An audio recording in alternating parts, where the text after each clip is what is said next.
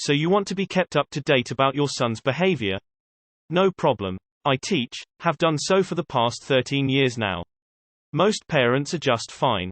They care for and love their child, Ren, and treat me and my colleagues with respect. You have the occasional parent you don't see because they don't care, the helicopter or curling parent, and the parent who doesn't believe they're raising Satan's offspring. The latter is the one I had the misfortune to deal with for 2 fluffing years. I was mentor of 20 kids in their first 2 years of secondary school. It has its ups and downs, with the biggest up that you knew every fiber of every kid, and 2 years of relative hell if you had kids who were a nightmare. Kid started secondary school with me as mentor. He started out all right. There were some minor things that were normal for teenager trying to fit in. It all started after the Christmas holidays of that first year. Nothing special happened, it's like a switch just flipped inside this kid. Bullying classmates and other students, pushing around, being extremely disruptive in class, cursing at teachers, grabbing things up to the point we suspected he stole things from teachers and students alike, but lack of security cameras were a problem. Mom and Dad were invited many times, school counselor and my boss sat in on many of these conversations. Mother denied and that her son didn't do such things. We didn't get any further but had no grounds on expelling the son. Summer break came, and due to the fact that a lot of things went missing, cameras were set up. Classes started in year 2, and first day he let me know he was there and had changed. For the worse. We had 5 calls with Mom in that first week alone. Mom was invited once more, and she then was surprised that I was the only teacher complaining. Like, what the actual heck, lady? Did you not listen that multiple teachers complained through me and that I told you multiple times what they said to you? No. She demanded that she got a call or email from the teachers herself if her son did do anything. And I quote, "But I highly doubt that, since I know my son won't ever do the things you said." Fuming at this point, I said I would talk to my colleagues. And #X200B. Cue the malicious compliance. Mommy wanted a call or email from the teacher who saw her son saying things he shouldn't. You ask and we get it. Kid was being such in a hole by now he was well known throughout the school. So in the next school-wide meeting I told her demand. Some frowns here and there, but then I saw it. Eyes glistening, evil grins started to come along with the evil laughter of teachers. By this time the kid had set a record in the digital student entry system. 20 entries a day from him alone. It all started the next day. Kid came onto the school property, walked up to a classmate and started insulting him and his mother with cancer. 2 teachers heard and saw him do that, so 2 teachers sent an email to Mommy Dearest. 3 periods of lessons with a variety of terrible behavior, 3 emails were sent yet again. During first break, kid threw a bin through the canteen. 3 teachers and the custodian saw it. 4 emails about that. Then the custodian emailed again, telling that he refused to clean up after him and threw a chair before leaving. Another 5 periods for that day with 6 teachers. Science had 2 teachers. So you guessed it, 6 emails and 3 phone calls to Mommy Dearest. So on average Mommy got 15 emails a day from the teachers alone. I had the immense pleasure to call or email every day to give a recap. Every email was sent with a read notification, so every email Mommy had to click on that message every single time. After 2 weeks Mom called and the conversation went like this. Mom: yeah, I saw the emails. This is getting a bit much now. Me: is it? But the last time we spoke here at school you demanded that every teacher and other worker at school would call or send you an email about the goings-on of kid. We are simply adhering by your request to be kept up to date and that you hear from my colleagues personally. Mom, you can stop now. Me: unfortunately we can't. Since kid does all these things, it is our duty to keep parents up to date on what their child does at this school. Also, you requested it and we don't want you to get upset by not knowing what is going on with kid. Mom: this is getting out of hand. Me: is it? I don't think so. My colleagues even said they like it so much that you are such an involved parent and that you like to hear from them. Thank you for that. Bye now. Click. This went on for another 8 weeks. Mom called or emailed a couple of times a week and got the same response from me and other teachers and personnel. It went like this until kid screwed up on a big scale. While we were busy getting all kinds of help around kid, he finally bombed every chance to stay at our school. Kid decided that shouting, cursing, insulting and wishing the worst possible diseases upon my colleagues and myself weren't enough anymore. When I wanted to talk to him yet again about his behavior, he picked up a chair and decided to hit me with it. In full view of the class, a colleague and the cameras. Kid was tackled and pinned down by classmates. Colleague called the cops who have their lovely station across the street. Got the kids of kid and I managed to get away with no broken bones but some big bruises. School filed charges for me. Fun part is that I got to sit with mommy dearest and dad, and even then she tried to deny that her son would do such a thing. Until she and dad got to see the footage. The look on their faces was priceless. I wish I had the permission to record it so that I could watch it time and again with a soda and some popcorn. Kid was expelled, got some hefty community service and a fine. Normal here, got a juvenile record as well. To answer a likely question, where was dad in all this? Dad was apparently kept in the dark about what kid did. The emails were sent to a shared email account, but since email on phones wasn't a thing back then, he never saw the emails as she hid them. Dad divorced mom as apparently she had been spinning a lot of lies about a lot of things. Good part. Dad felt so sorry for what his son had done that he sent care packages for all personnel at the school. Best part? We didn't have to deal with kid or mom ever again. We got his brother though, and we continued the emails and calls with dad. To tell him what a wonderful kid this boy was. And #X200B. ETA. I'm getting a lot of crap that I did nothing to help this kid. I left out what I did as this is malicious compliance. I talked with the school counselor, therapists and even CPS. We had our suspicions about his behavior. I just had my degree for 3 years and I know this sudden change is a huge red flag. CPS did an investigation and concluded no reason for further action. I still can't wrap my mind around the fact that the parents agreed to a visit from CPS but not accept anything else, even though CPS suggested they talk with us about some tests and getting kids some help. We kept reporting to CPS and asking for their help. The only thing mom kept saying was, my son wouldn't do that.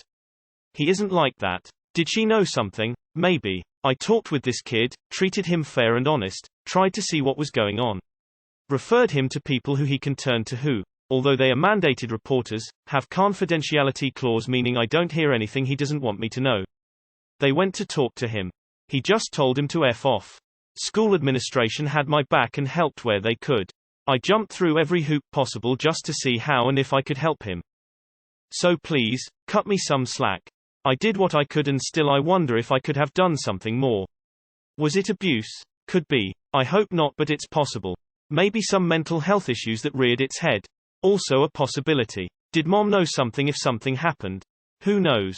Or was she just a mother who loves her child so much she is willing to oversee every wrongdoing of her son? I don't know. To get certain help you need a paper trail. One part is that parents know about the issues. We may have gone far, but we didn't want that mom would say that we didn't contact her in any form.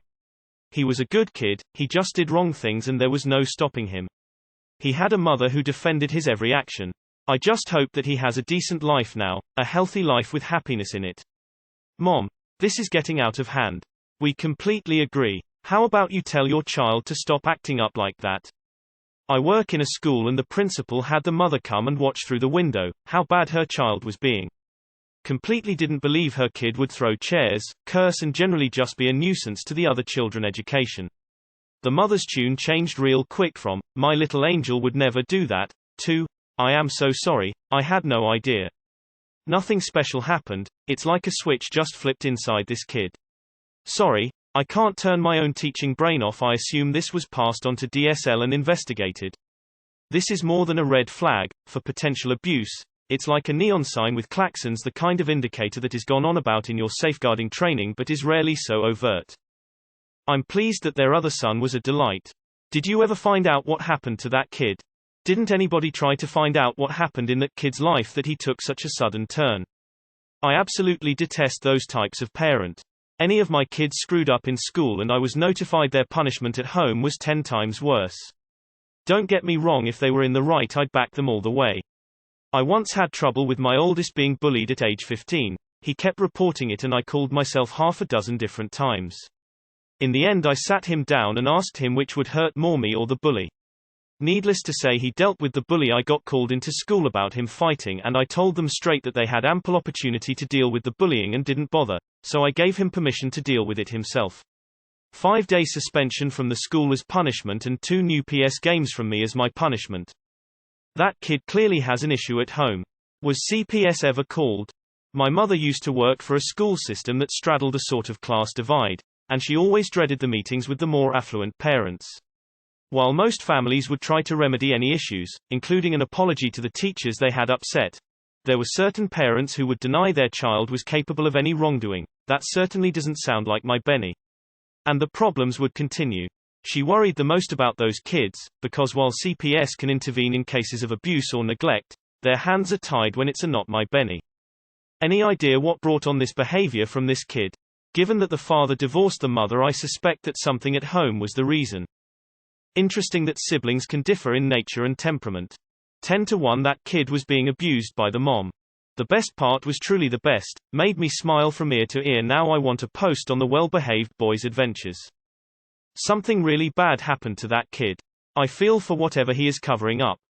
CCTV in schools is great.